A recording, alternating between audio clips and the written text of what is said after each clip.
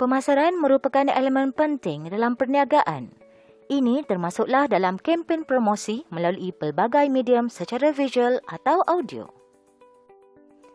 Selain menitik beratkan kualiti produk dan kepuasan pelanggan, Sahajidah Hi-O Marketing turut mementingkan kod dan etika dalam mempromosikan jualan sama ada dari pihak syarikat atau pengedar. Pelbagai inisiatif telah diambil sama ada melalui buku pengedar, kursus serta modul bagi memastikan semua pengedar mematuhi etika ketika berurus niaga, termasuklah dalam mempromosikan iklan. Contoh iklan yang baik termasuklah iklan yang mendidik, tidak berlebihan, tidak mengelirukan dan tidak menyentuh isu sensitif. Antara produk yang termasuk dalam panduan ditetapkan kerajaan termasuklah produk kesihatan, produk makanan dan produk kosmetik. Panduan iklan produk kesihatan. Umum diketahui, Sahajidah Hi-O Marketing antara syarikat yang aktif mempromosikan gaya hidup sihat dan memasarkan pelbagai suplemen yang baik untuk kesihatan. Dan kesemua produk berasaskan kesihatan Sahajidah Hi-O Marketing berdaftar dengan KKM dan mempunyai nombor pendaftaran MAL. Bagi pengiklanan produk kesihatan, terdapat 20 penyakit yang dilarang dinyatakan seperti kencing manis, lumpuh, barah atau kanser dan 17 lagi penyakit yang lain. Berbeza dengan kes klaim penyakit, terdapat juga iklan dengan info mengelirukan atau misleading. Contohnya iklan BVSM ini. Walaupun ianya disertakan info yang betul, ia juga menambah manfaat berlebihan dan tidak logik ataupun overclaim yang mengelirukan. Selain klaim yang dinyatakan pada iklan poster atau video, panduan pengiklanan ini juga tertakluk pada huraian atau copywriting iklan tersebut. Contohnya, pada kes ini, ia menyatakan masalah diabetes yang ternyata bertentangan dengan panduan yang digariskan KKM dalam copywriting posting di Facebook. Produk makanan juga tertakluk dalam akta pengiklanan. Mungkin ada yang pernah terdengar kismis untuk otak jenius atau kurma yang boleh menyembuhkan penyakit gaib. Ini contoh satu overclaim yang tidak mematuhi etika. Bagi bahagian promosi makanan, ia tertakluk pada Akta Makanan 1983 dan peraturan-peraturan makanan. Berikut adalah antara contoh akuan atau klaim yang tidak dibenarkan dalam mengiklankan makanan kesihatan. Berikut adalah antara contoh perkara yang tidak dibenarkan dalam mengiklankan makanan kesihatan. Terdapat juga akuan atau klaim yang dibenarkan tetapi bersyarat dalam pengiklanan makanan kesihatan.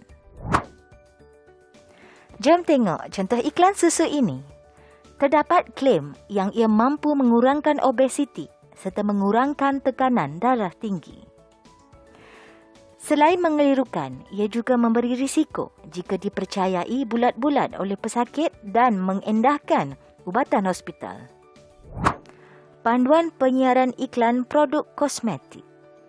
Umum diketahui produk kosmetik lebih kepada untuk faedah kecantikan dan penjagaan diri. Bagi menjaga kualiti, semua produk kosmetik Sahajidah Hi-O Marketing didaftarkan sebagai produk bernotifikasi atau NOT. Walau bagaimanapun, produk kosmetik juga tidak terlepas daripada overclaim yang melampau. Bagi produk kosmetik, ianya dilarang dari mengeluarkan klaim yang mempunyai tuntutan perubatan. Hanya tuntutan dalam skop kosmetik dibenarkan. Contohnya, terdapat klaim untuk produk kosmetik yang berada di luar fungsi sebenar produk, seperti mampu meningkatkan libido dan menyembuhkan penyakit tertentu yang jelas mengelirukan dan bercanggah dengan fungsi sebenar produk. Berikut adalah prinsip asas kod iklan produk kosmetik. Maklumat haruslah tepat dan benar. standard moral dan akhlak masyarakat Malaysia. Kesan sebelum dan selepas penggunaan perlulah benar dan jujur. Testimoni pula tidak perlu ditokok tambah dengan perkara yang meragukan. Ujian klinikal dan penyelidikan haruslah tepat.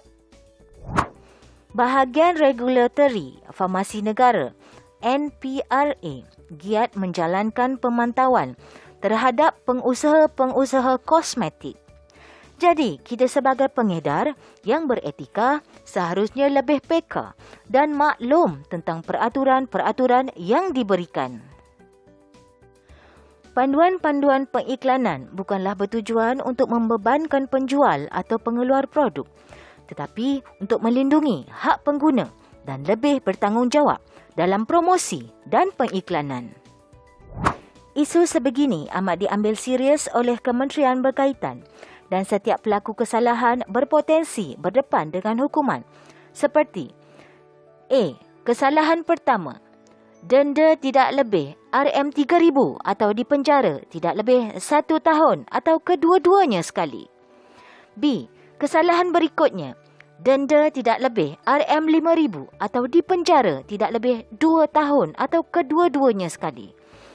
Oleh itu, pengedar dan semua pihak yang mempromosikan produk haruslah peka dan tidak sewenang-wenangnya mempromosikan produk dengan klaim yang tidak munasabah.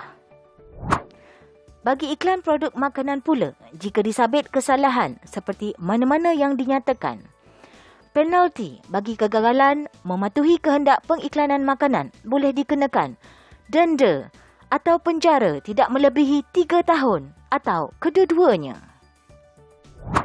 Kesimpulannya, pengedar dinasihatkan agar bijak dalam pengiklanan produk sahaja Dahai Marketing. Pengedar juga dinasihatkan untuk menggunakan info dan kandungan yang disediakan oleh pihak syarikat serta memberi panduan penggunaan produk seperti saranan sahaja Dahai Marketing. Syarikat percaya dengan promosi dan khidmat pelanggan yang terbaik daripada pengedar mampu merancakkan perniagaan sahaja Dahai Marketing ke tahap yang lebih tinggi. Kita jumpa di puncak kejayaan.